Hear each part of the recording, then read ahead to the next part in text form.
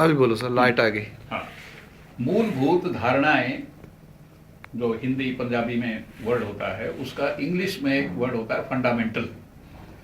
तो मेरी आदत कुछ ऐसी बन गई शुरू से ही कि मैंने लगभग हर किस्म के फंडामेंटल्स को क्वेश्चन किया है।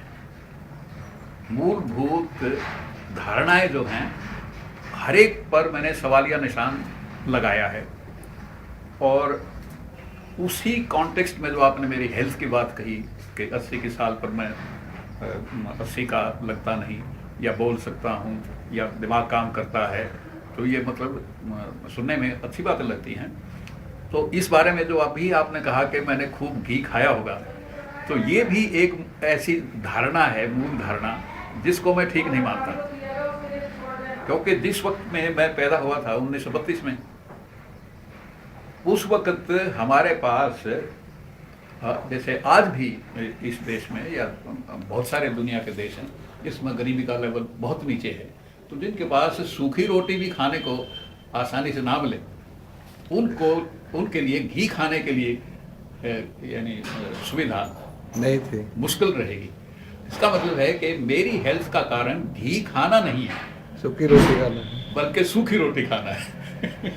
क्योंकि घी जो है वो आदमी में एक तो मोटापा ला देता है, और उसका एक्सेस अगर किया जाए तो वो मोटापा वगैरह और बीमारियां ला देता है। उससे लॉन्गिविटी नहीं बढ़ती। इसका मतलब है, जिसको हम रेगुलरिटी कहते हैं या बैलेंस कहते हैं, बैलेंस्ड डाइट का होना ज़्यादा इम्पॉर्टेंट है बजाय इसके कि घी दूध वगैरह ज़्यादा खाना। तो एक बंद करो।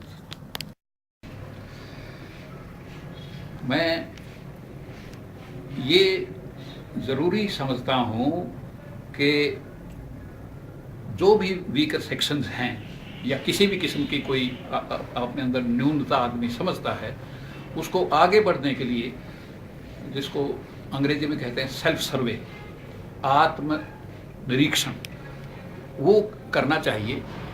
और ये भी हमें आसपास ऐसे लोगों को ढूंढना चाहिए जिनको हम रोल मॉडल मान सकें, यानी जिनके व्यक्तित्व से हम कुछ ऐसी शिक्षा ले सकें और जिनका अनुकरण कर सकें, और उससे अपने अंदर सुधार ला सकें और अपने जो साथी हैं या बच्चे हैं उनमें सुधार ला सकें।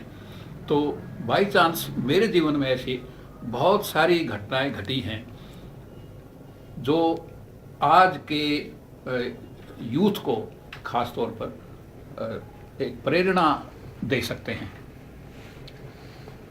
तो उस सिलसिले में, यानी पीछे वाली बातें छोड़ते हैं, तो मैं सर्विस में रहते हुए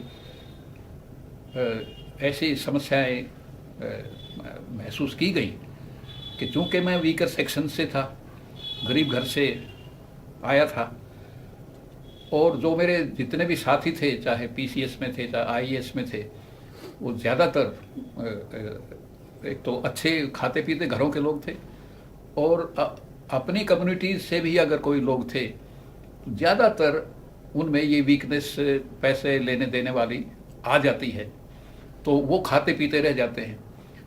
मैं बदकिस्मती से नहीं कहूँगा, खुशकिस्मती से मैं ईमानदार रहा, कभी रिश्वत ली नहीं और किसी को दी भी नहीं। यहाँ तक कि सिचुएशन ये भी आ गई कि मेरे से किसी ने मांगी ही नहीं। जिस तरह से मैं औरों का काम कर देता था बिना पैसे लिए हुए, मेरे काम जहाँ भी पड़े तो लोगों ने पता नहीं किस वजह से मेरे से डिमांड ही नहीं की। तो बहुत बड़े बड़े काम मुफ्त में होते चले गए। क्योंकि मैं लोगों का काम मुफ्त में करता था तो मेरे काम भी मुफ्त में होते रहे हैं। ये एक आज के युग में ऐसी बात कहने वाले लोग आपको कम मिलेंगे जिसको ये तसल्ली हो कि रिश्वत ना मैंने ली और ना मैंने दी और ना मेरे से मांगी गई।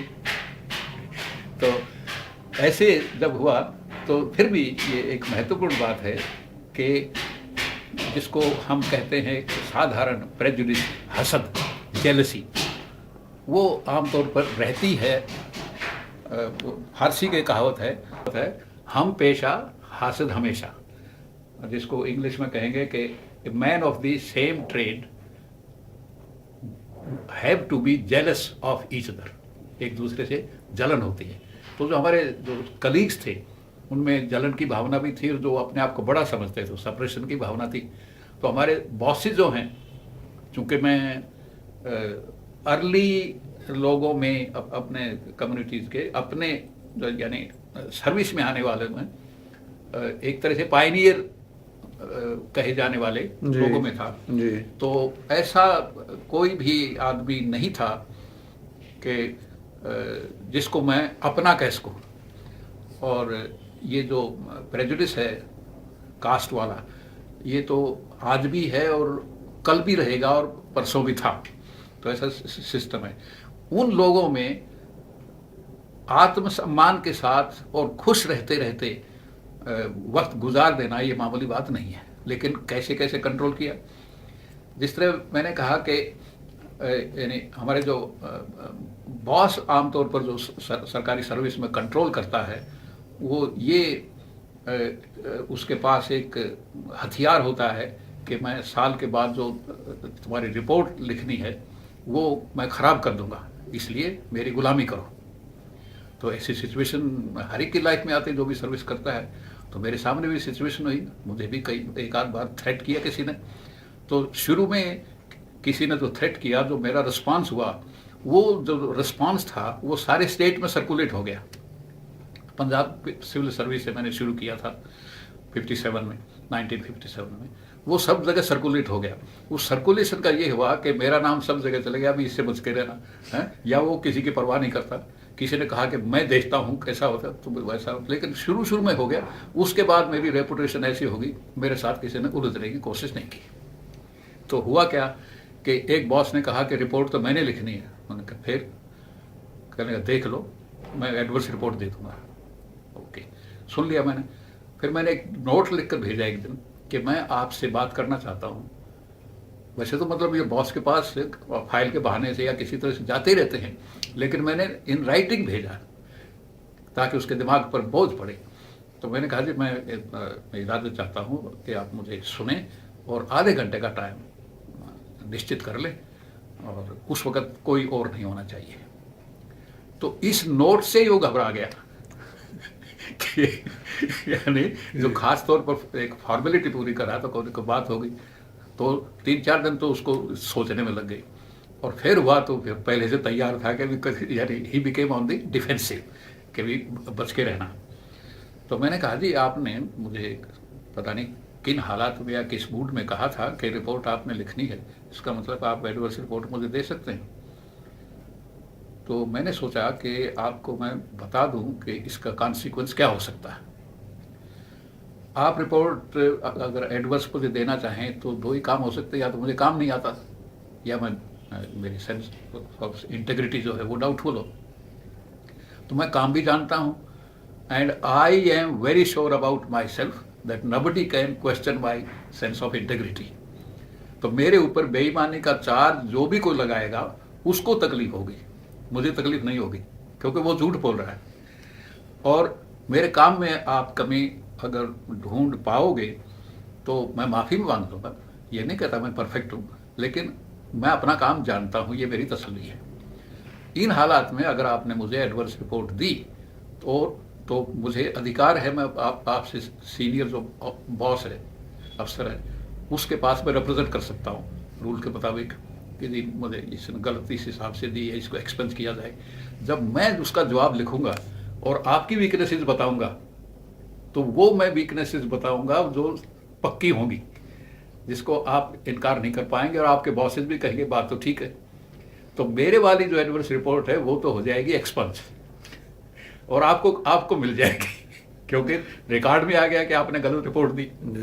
तो आप अपना फायदा देखने के लिए, देखते हुए मेरे खिलाफ गलत रिपोर्ट देने की कोशिश मत करना, अपने पैर पे आप खोड़ा ना मारना। हाँ, तो इस तरह से ये हुआ कि ये बात यानी उसको भी अजीब लगी, और उसने अपने साथियों में कहा भी होगा यार मेरा कोई ऐसा अफसर है नीचे मातहत, वो मुझे ऐसे धमकाता है, क्या किया जाए।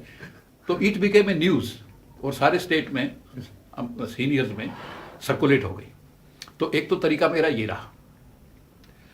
दूसरा ये रहा कि मिनिस्टर्स आमतौर पर, यानी पॉलिटिक्स का सिस्टम ये है कि कोई भी आदमी, आम आदमी मिनिस्टर के पास जाता है, जनाब ये कर दो, वो कर दो, वो कर दो, और वो उसको यहाँ आदत सी पड़ी है, कागज़ लिया, दिस में भी डन, दिस में भी एग्जामिन, दिस में एग्जामिन, टेलीफोन कर देता उसका पीए, कभी साहब ने कहा जल्दी करो जल्दी करो, आमतौर पर ऑफिसर कंप्लाई कर देते हैं।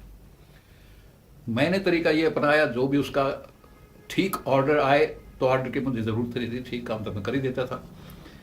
अगर उस रुकना सर, तो ठीक काम तो मैं कर देता था, और रॉन्ग ऑर्डर अगर उसने दे दिए तो मैं फाइल पर उसको एनालाइज कर देता था कि आपने ऐसे ऑर्डर किए हैं, फला रूल या लॉ के मुताबिक ये गलत है, और रूल्स ये परमिट करते हैं ऑफिसर को कि गलत ऑर्डर्स की कंप्लायंस नहीं होनी चाहिए। इसलिए उसका सहारा लेते हुए मैं आपको बताना चाहता हूं कि ये ऑर्डर आपके गलत हैं और इसलिए इनकी कंप्लायंस हो नहीं सकती, और इसका मतलब नहीं की जाएगी। तो ये जब उसके पास रिपोर्ट जाती थी तो वो घबरा जाता था, आपस में बात करता था, वो कहते हमारा तो अफसर में किसी ने ऐसी हिम्मत नहीं करी है। तो एक बार ऐसा हुआ, मैं था किसी बोर्ड का चीफ, तो उसने, मिनिस्टर ने अपना सेक्रेटरी टू गवर्नमेंट, उसका जो हेड होता है डिपार्टमेंट का, उसको बुलाया, कहने लगा अभी इसको धनी को धमकाना है कुछ, उसको बुलाओ। कहने लगा अपने कमरे बुला लो, मैं भी आ जाऊंगा, वो मेरा भी हुक्म नहीं मानता, आपका भी नहीं मानता, तो ठीक है। वहाँ गए तो उसके पास कई और दोस्त बैठे थे, उन्हीं के सामने उसने बातचीत करना शुरू कर दिया।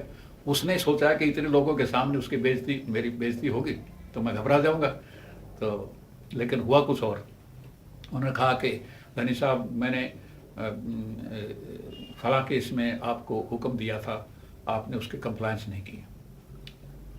मैंने कहा जी कंप्लायंस तो मैंने की थी, आपका हुक्म आया, मैंने बता दिया था, उसको एनालाइज कर दिया, मैंने बता दिया ये इतना हो सकता है, इतना नहीं हो सकता, ये रूल के खिलाफ है, तो मैंने बता दिया था, इसलिए नहीं हुआ।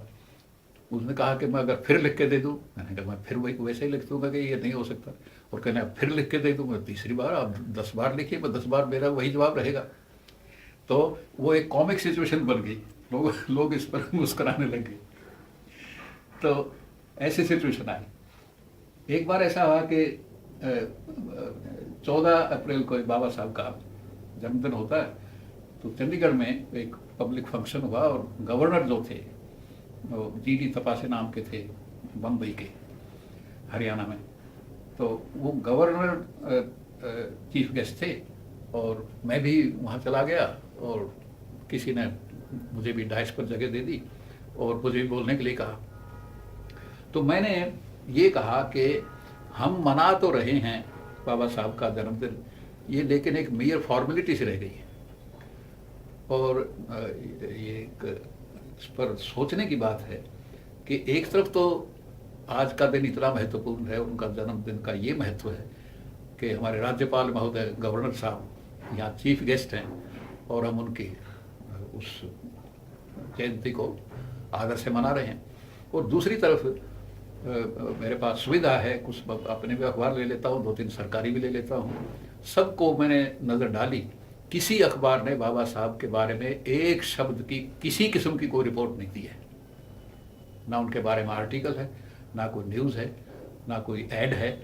इसका मतलब है कि अखबारों वालों ने या जो सरकारी तंत्र हैं कंसर्न, उन्होंने बाबा साहब को पहले से ही मरा हुआ मान लिया है, एक पैक्ट बना रखा है उसने। हाँ, तो अगर उनको मरा हुआ मान लिया गया है तो उनकी जयंती मनाने का क्या अर्थ हुआ? डबल डीलिंग सी हो गई। तो ये एक विचारणीय बात है, या तो हम उनका सम्मान करते हैं या अपमान करते हैं। तो अखबारों में अगर कुछ भी नहीं है तो इसका मतलब अपमान है, और अखबार वाले कर रहे हैं तो फिर बाकी कौन रह गया? तो सारे यानी समाज को रिप्रेजेंट करते हैं। तो ये बात जो मैंने कही, तो उन गवर्नर साहब के ऊपर इसका कुछ से ऐसा प्रभाव पड़ा, उनको याद आता रहा। तो मेरे पास मैसेज आया कि जी गवर्नर साहब ने याद किया आपको। मैं चला गया, उन्होंने कहा भी आपने जो बातें कही वो मेरे दिमाग में घूमती रही, और आपके पास हिम्मत भी है और तर्क है, बड़ा अच्छा है, आप मिलते रहा करो। मैंने कहा साहब मैं अकेला तो वैसे आदमी हूँ और मेरी कोई अपनी ताकत नहीं है, आपसे मैंने मिलना शुरू कर दिया तो रूल्स के मुताबिक मैं आपसे मिल ही नहीं सकता। मिलूँ तो रूल्स रिक्वायर करते हैं कि गवर्नर से आप मिले ही क्यों, मेरा जवाब तलबी की जाएगी। फिर ये रिक्वायरमेंट है कि गवर्नर ने बुला भी लिया तो वो रूल कहते हैं कि आप बताओ आपको बुलाया, इस वजह से बुलाया, क्या सवाल किया, क्या जवाब दिया। ऐसी रिपोर्ट मुझे अपने बॉस को सबमिट करनी पड़ती है और फिर उसकी छानबीन होगी, कितना मैंने गलत कहा, कितना ठीक कहा, और उसमें मेरा कसूर सिद्ध हो जाएगा तो मेरी नौकरी खत्म हो जाएगी, इसलिए ये हुक्म मुझे मत दो। उन्होंने कहा कि नहीं, आप आइए और रिपोर्ट देने की कोई ज़रूरत नहीं है, क्योंकि ना तो आप मेरे से सरकारी प्रॉब्लम डिस्कस करेंगे। रुक जाओ सर। हाँ, तो मिनिस्टर को मैंने बताया कि आपने जो हुक्म दिया उसका मैंने एनालाइज करके भेज दिया था कि इस वजह से नहीं हो सकता। उन्होंने कहा कि मैं फिर अगर हुक्म दूँ, मैंने कहा फिर वही लिख दूंगा, और फिर दूँ, मैंने कहा आप 10 बार लिखिए, मैं 10 बार दे दूंगा, क्योंकि मुझे सरकार की इंस्ट्रक्शंस ये हैं और सबको हैं कि गलत ऑर्डर की कंप्लायंस नहीं करना। तो आप गलत ऑर्डर दोगे तो ये होता रहेगा, आप ठीक ऑर्डर दीजिए, उसकी कंप्लायंस हो जाएगी। ये उसके कमरे में एक कोई और एमएलए था, उसका नाम था योगेश शर्मा। उनसे मेरी तो कोई वाकफित नहीं थी क्योंकि मैं इन लोगों से कम वाकफित रखता था, लेकिन उसने सबके सामने एक अजीब ऐसी बात कही जो मेरे लिए काफ़ी घातक हो सकती थी। और जो मिनिस्टर था उसका नाम था कतियाल। उसने कहा कि जी मिनिस्टर साहब, मुझे तो आज की ये बात कुछ अजीब सी लग रही है। आप मिनिस्टर हैं और ये आपके मातहत हैं, डेजिग्नेशन तो इम्पॉर्टेंट है, कोई बात नहीं, लेकिन आपके तो मातहत हैं और आपके पास ऐसे ऐसे जवाब दे रहे हैं और आप मुझे कुछ बेबस से लग रहे हैं। वो आपको क्या करना चाहिए मुझे नहीं मालूम। मैं ये बता देता हूँ, मैं मिनिस्टर बना नहीं हूँ, लेकिन अगर मैं मिनिस्टर हूँ और मेरे पास यही सिचुएशन हो, मैं उस अफसर को आपकी तरह से सवाल करूं और वो इस तरह से जवाब दे, तो कतियाल साहब मैं तो आपकी जगह मैं होता तो मैं ये कहता या तो ये नहीं या मैं नहीं। हम दोनों एक जगह नहीं रह सकते, या तो मेरे मुताबिक चलेगा वरना ये यहाँ नहीं रहेगा, और ये रहेगा यहाँ तो मैं नहीं रहूँगा। हम ये नहीं कोएग्जिस्ट नहीं कर सकते। तो एक सिचुएशन ऐसी रही। अच्छा, तो वो गवर्नर साहब वाली जो बात थी वहाँ पर आते हैं। तो गवर्नर साहब ने जब ये बात कही तो एक दिन उन्होंने कहा कि मैं आपके घर आना चाहता हूँ। तो मेरा उस वक्त वो था deputy secretary to state government था, गवर्नमेंट ऑफ इंडिया का अंडर सेक्रेटरी बराबर, मतलब बहुत बड़ा अफसर नहीं था आम लोगों के लिए बड़ा अफसर था, लेकिन हायरार्की में वो बहुत बड़ा अफसर नहीं था। और गवर्नर कहे कि मैं आपके घर आना चाहता हूँ, तो गवर्नर अकेला तो आएगा नहीं, उसके साथ वो पूरा पैराफर्नल लिया होगा। तो अब मैंने कहा कि ऐसा आप मुनासिब मुझे, लेकिन मैं ही आ जाता हूँ तो आपकी क्या ज़रूरत है। नहीं नहीं, मैं देखना चाहता हूँ कि आप काम कैसे करते हो, ये आप जो हिम्मत है ये कैसे। मैंने कहा चलो आइए। तो जैसा भी हमसे उनका चाय पानी का सत्कार ड्यूटी है, तो मतलब ये अपना कर्तव्य था, उसको निभाया। उस वक्त उन्होंने कहा कि धनी साहब, मैं एक प्रार्थना करना चाहता हूँ आपसे। आप गवर्नर होकर मुझसे प्रार्थना, आप स्ट्रेट हुक्म करिए। कहले नहीं, वो बात ऐसी है कि आपको हुक्म नहीं कर सकता, प्रार्थना मैं करूँगा और ये आपकी मर्जी है कि मेरा प्रार्थना मानो या ना मानो। ये आप धर्म संकट में डाल दिया सर। जो कुछ भी आप हुक्म करें कि प्रार्थना का जो कुछ भी है, लेकिन मुझे पता तो चले आप क्या चाहते हैं। उन्होंने कहा कि हमारे यहाँ गणपति फेस्टिवल होता है, 10 दिन मनाया